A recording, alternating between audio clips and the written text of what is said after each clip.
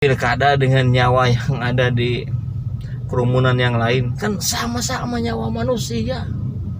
Janganlah dicari-cari alasan, jangan dicari-cari perbedaan ketika konteksnya adalah konteks nyawa manusia. Dengan berbagai ketidakkonsistenan pemerintah hari ini, kan akhirnya menjadi sebuah istilah baru bahwa ternyata pemerintah hari ini tuh sebenarnya konsisten dengan ketidakkonsistenannya, karena tidak konsistennya terus menerus sehingga menjadi konsisten. Kan lucu ya, sampai muncul istilah seperti itu kan. Padahal kalau mau bicara motif mana yang lebih berbahaya, ya motif kekuasaan dibandingkan motif kecintaan. Kerumunan IBHRS itu dilandasi motif kecintaan terhadap Nabi Muhammad karena acara maulid. Di luar acara itu karena kecintaannya kepada IBHRS. Bismillahirrahmanirrahim. Assalamualaikum warahmatullahi wabarakatuh. Gatot Nurmantio, Habib Rizik Syihab, dan Anies Baswedan saya kira akan terus diincar sampai dipastikan gagal menjadi wapres. Ya, ini saya kira sudah sangat nyata ya, depan mata kita sendiri. Berbagai cobaan dihadapi oleh ketiga orang besar tersebut, dan ketiga orang yang dalam kacamata rakyat jelata seperti kami ini ya jelas mereka adalah tokoh-tokoh oposisi. Dan saya kira kenapa tiga orang ini menjadi besar, mendapat perhatian publik ya karena jelas mereka mencoba untuk meluruskan apa yang sedang dilakukan oleh pihak penguasa. Mereka coba memberikan kontribusi dalam bentuk saran, masukan, kritik. Nah, ini kan mestinya diterima dengan baik, disambut, dan diajak dialog. Ini ketiga orang yang mempunyai niatan baik untuk negeri ini gitu. Harusnya kan diberikan ruang yang besar untuk berkontribusi bagi negeri ini. Tapi kalau dijegal, tapi kalau dihambat pergerakan-pergerakannya, malah yang terjadi kan jadi kontrak produktif. Pemerintah kan jadi malah disibukkan untuk mengurusi persoalan-persoalan yang sifatnya justru tidak efektif untuk kerukunan negeri ini. Yang akhirnya fokus pemerintah pun menjadi terpecah dari yang mestinya fokus pada penanganan COVID-19 ini, sehingga harus juga mengurusi ketiga orang ini. Padahal kalau coba saja dibuka ruang dialog, diakomodir masukannya, dipenuhi tuntutan-tuntutannya. Karena ketiga orang ini kan menyampaikan, mengusulkan, memberikan masukan-masukan, khususnya yang dua ya, Habib Rizik dan Gatot Nurmantio, untuk kebaikan negeri ini. Ada gitu. Dari dua orang itu, Habib Rizik dan Gatot Nurmantio, yang isinya, usulannya, kritikannya justru mengarah pada perpecahan. Kan tidak ada. Apalagi Anies Baswedan yang sudah menjadi pemimpin formal di Jakarta, sudah mencoba melakukan upaya-upaya untuk kebaikan warganya. Ya contohnya kan di awal sudah diniatkan untuk melakukan lockdown agar tidak terjadi peningkatan yang eksponensial.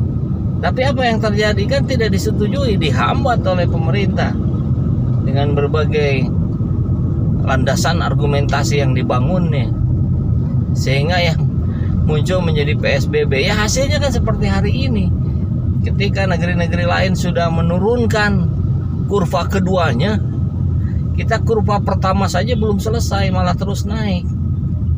Kan ini harusnya menjadi tanda tanya yang sangat besar.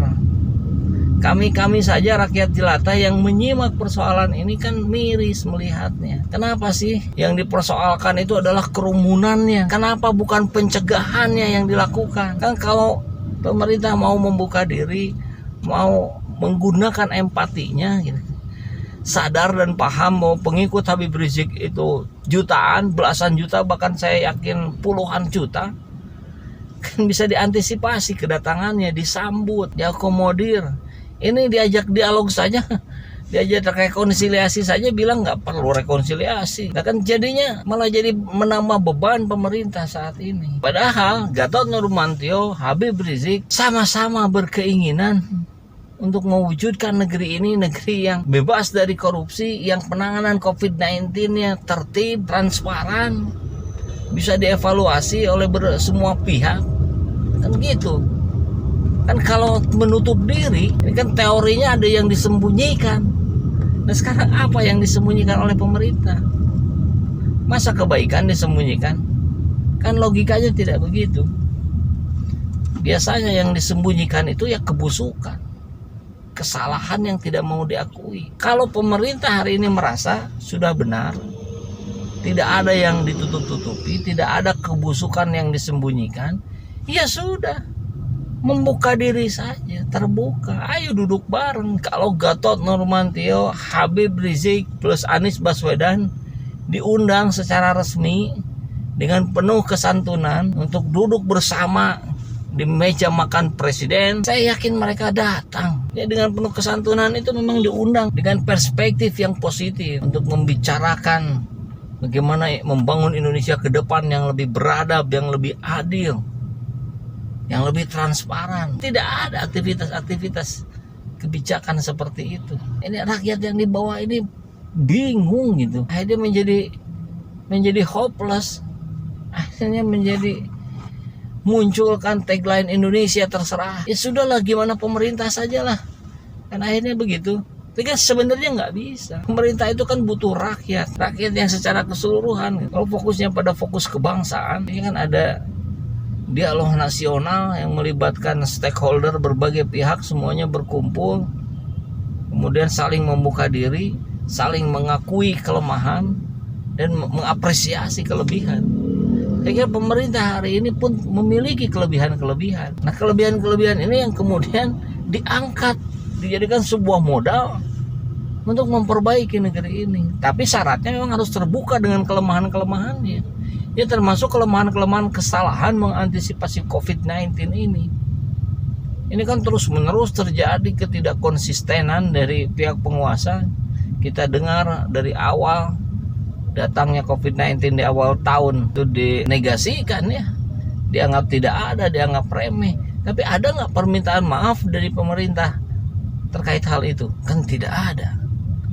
Ada nggak pernyataan resmi dari menteri yang menganggap remeh, menganggap tidak ada COVID-19 ini? Juga tidak ada. Teguran terhadap para menteri itu kita nggak tahu. Tidak diinformasikan ke rakyat.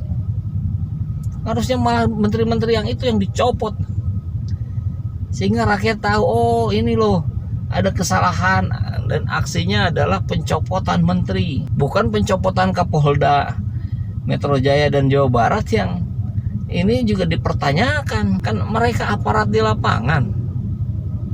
Kan mestinya kalau mindsetnya adalah mindset preventif, yang dilakukan adalah dialog terlebih dahulu dengan para panitia kedatangan IBHRS kemarin. Kata kuncinya saya kira tidak adanya ruang dialog yang dibuka oleh pemerintah, yang diinisiasi oleh pemerintah untuk mengantisipasi berbagai hal yang akan mengakibatkan tidak terjaganya protokol kesehatan COVID-19. Rakyat membacanya seperti itu. Dan kami-kami ini yang di bawah kan sebetulnya tidak terlalu fokus pada IBHRS-nya, kepada Gatot Nurmantio-nya, bahkan kepada Anies Baswedan sekalipun, untuk meningkatkan kemakmuran negeri ini, untuk meningkatkan peradaban di bangsa kita ini. Bukan pada sosok orangnya, tapi pada siapa yang memperjuangkan. Kan itu gitu. Siapa yang memperjuangkan agar keadilan tegak di negeri ini? Siapa yang menyuarakan suara-suara hati kecil rakyat kepada pemerintah? Ya mereka bertiga kan. Anies Baswedan dengan kapasitasnya hari ini kan sudah melakukan yang terbaik, tapi kemudian terus-menerus dijegal, terus-menerus seperti yang dimusuhi. Sekalinya dapat penghargaan dari internasional, malah diklaim itu sebagai kehebatan Pak Jokowi. Rakyat juga melihat dong, ini tidak produktif. Kenapa sih kalau kelebihan itu diapresiasi saja, tapi ketika terlihat ada celah-celah yang memungkinkan terjadinya kesalahan, delik hukum, kemudian dengan penuh semangat itu dilakukan pemanggilan dengan bahasa klarifikasi yang dipertanyakan banyak pihak juga ya. Nah sekarang faktanya kita lihat banjir dukungan ke Anies Baswedan ketika dia mencoba diancam dengan hukuman penjara kan. Kemarin kita lihat di video sebelumnya Anies Baswedan terancam hukuman 1 tahun. Ini kan mengerikan sekali. Ini seperti sebuah alat untuk menakut-nakuti pihak-pihak yang berseberangan dengan pemerintah. Padahal pemerintah itu butuh orang-orang seberang, karena itu yang akan menjadi partner. Kalau orang-orang yang sekubu itu akan relatif tidak objektif menilainya. Kan itu hal yang mendasar sekali ya. Kita butuh masukan-masukan dari orang-orang yang berseberangan dengan kita, sehingga kacamatanya bisa lebih luas atau minimal berbeda dengan kacamata kita sendiri. Karena kita melihat diri sendiri belum tentu benar.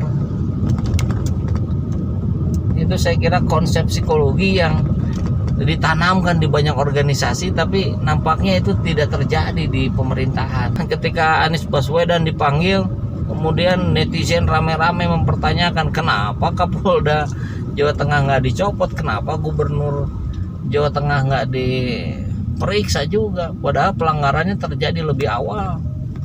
Nah, kalau ada klaim sekarang katanya itu berbeda, pilkada itu sudah ada Bawaslu, sudah ada. Ya tapi kan yang terpenting buat rakyat adalah penjelasan bagaimana pertanggungjawabannya. Ya, ada Bawaslu juga kalau tidak jalan ya tetap saja tanggung jawab pemerintah kan. Apa beda urusan nyawa yang ada di pilkada dengan nyawa yang ada di kerumunan yang lain? Kan sama-sama nyawa manusia.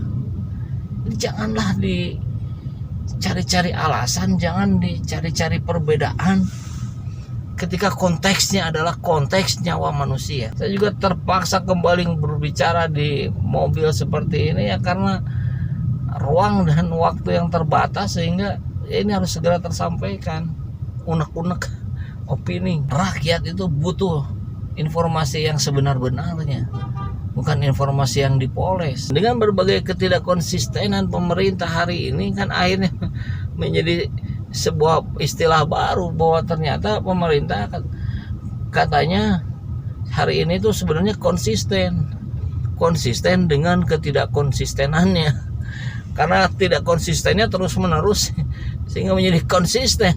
Kan lucu ya, sampai muncul istilah seperti itu kan. Kembali ke diskusi awal tadi, hari ini rakyat membaca bahwa Anies Baswedan, IBHRS dan Gatot Nurmantio seperti yang terus menerus diincar kesalahannya, seperti yang terus menerus dibidik oleh istana, oleh penguasa untuk terus dilihat apakah di situ ada sisi-sisi kelemahan untuk menjadi sasaran tembaknya, sehingga bisa dilumpuhkan sebagai kans Capres 2024. Kan kalau buat kami nih rakyat jelata, nggak ada Gatot Nurmantio, nggak ada IBHRS, nggak ada Anies Baswedan, kami yakin pasti ada sosok lain yang nanti muncul kemudian berjuang, karena itu sudah sunatullah. Itu akan selalu ada dalam setiap situasi dan zaman. Dan Allah hari ini menakdirkan ketika yang berseberangan dengan pemerintah hari ini ya 3 orang tersebut. Maka kemudian sebagian rakyat yang menginginkan tegaknya keadilan di negeri ini, terutama untuk umat muslim, kemudian menumpukan harapannya pada IBHRS, pada Gatot Nurmantio dan koalisi aksi menyelamatkan Indonesia. Saya kira janganlah terus menerus dicari kesalahan, kekurangan. Ya proporsional saja. Karena kan kalau ketika kerumunan IBHRS dipermasalahkan, ayo bersama-sama permasalahkan juga seluruh kampanye-kampanye di berbagai daerah yang hari ini tetap kekeh dilaksanakan pilkada. Sudah diingatkan oleh banyak pihak bahayanya pilkada terhadap munculnya klaster baru COVID-19 ini, tapi kan tidak didengar. kemudian terus dicari argumentasi agar ini harus berjalan pilkada itu. Dan kekuasaan seolah mengalahkan keselamatan nyawa manusia. Padahal kalau mau bicara motif mana yang lebih berbahaya? Ya motif kekuasaan dibandingkan motif kecintaan. Kerumunan IBHRS itu dilandasi motif kecintaan terhadap Nabi Muhammad karena acara Maulid. Di luar acara itu karena kecintaannya kepada IBHRS sebagai yang diakui oleh semua pihak sebagai keturunan Nabi Muhammad SAW, yang kemudian dihambat berkali-kali untuk kembali ke Indonesia. Kan itu fakta. Ketika terus-terusan kecintaan rakyat, kecintaan umat kepada Habib Rizik Syihab dihambat, maka ini akan menjadi luapan air bah yang tidak akan tertahan oleh siapapun. Saya kira indikasi itu sangat nyata terlihat pada penjemputan di IBHRS kemarin. Jadi hentikanlah upaya-upaya untuk menghambat itu, apalagi mengkriminalisasi. Dulu saja fake chat palsu yang dibuat untuk mendiskreditkan IBHRS tidak terbukti sampai di SP3 kan. Nah sekarang ada informasi akan ada serangan-serangan berikutnya terhadap ulama melalui deepfake. Itu sebuah teknologi artificial intelligence yang bisa dengan dibuat untuk memalsukan wajah orang. Nanti akan dipasang wajahnya wajah ulama misalkan ketika melakukan hal-hal yang tidak senonoh, hal-hal yang tidak pantas. Itu teknologinya sudah ada dan sudah dilakukan pada berbagai pihak. Dan ini yang harus kita antisipasi. Kalau melihat nuansanya bisa jadi gitu kan, tidak lepas, tidak jauh dari hari ini akan ada muncul video-video para ulama yang melakukan perilaku yang tidak pantas. Dan itu sebetulnya bukan ulama, tapi wajah ulama yang ditempelkan pada adegan-adegan itu. Sahabat semua bisa lihat di video saya sebelumnya tentang deepfake, atau juga bisa di browsing, bisa di googling. Itu teknologi artificial intelligence yang saya kira sangat berbahaya, bisa dibuat untuk mendiskreditkan orang, apalagi dalam konteks hari ini tentu yang harus diwaspadai adalah terhadap para ulama.